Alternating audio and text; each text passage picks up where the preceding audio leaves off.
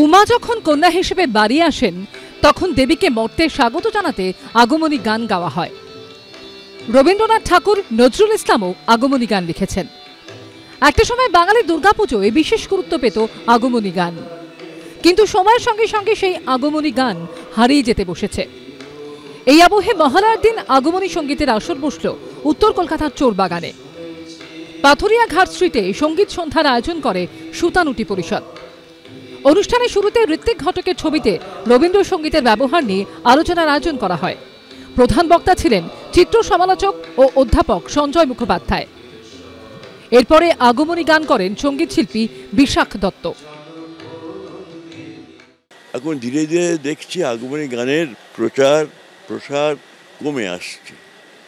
যে গান আগমনী নয় সেই গানগুলিকে আগমনী বলে গেয়ে দিচ্ছে লোকে, কিন্তু যে গানে মায়ে ঝিয়ে ঝগড়া হচ্ছে আগমনীতে, যাকে রিয়েল আগমনী, সেইগুলো আর গাইতে পারছে না লোকে।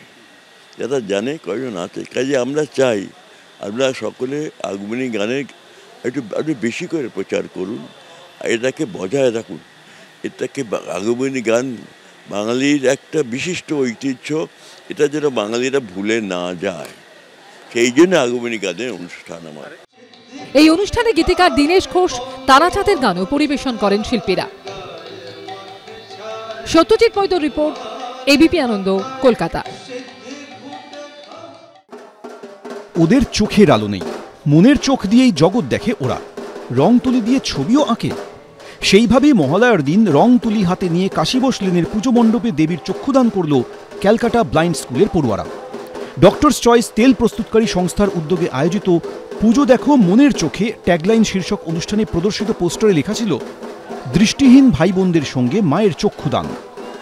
উপস্থিত ছিলেন রাজ্যের নারী ও শিশু কল্যাণ মন্ত্রী শশী পাজা।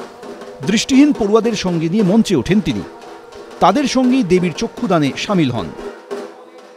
প্রতি বছর মহালয়ার দিনেতে আমরা যারা মনের চোখ দিয়ে দেখেন, সমাজকেও দেখেন, বোঝেন, অনুভূতি তাদের, আজকে তাদেরকে দিয়ে মায়ের চক্ষুদান। তারা খুব উল্লাসিত যে আজকে মায়ের চোখে তারা ওই রঙের তুলি দিয়ে মায়ের চোখটা বসাতে পেরেছেন।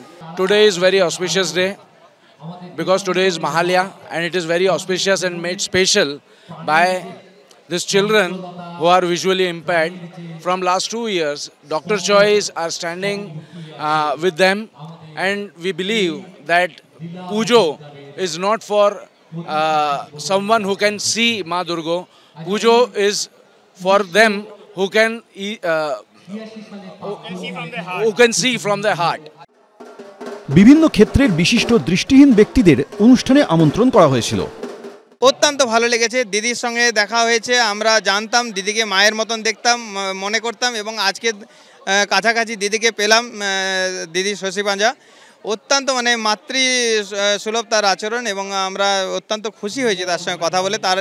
তার যে এই উদ্যোগ দৃষ্টিহীনদের মাধ্যমে চক্ষুদান করা এবং সমাজে মরণোত্তর চক্ষুদানের জন্য ইন্সপায়ার করা, এইরকম একটা উদ্যোগ, এটা অত্যন্ত সাধুবাদযোগ্য।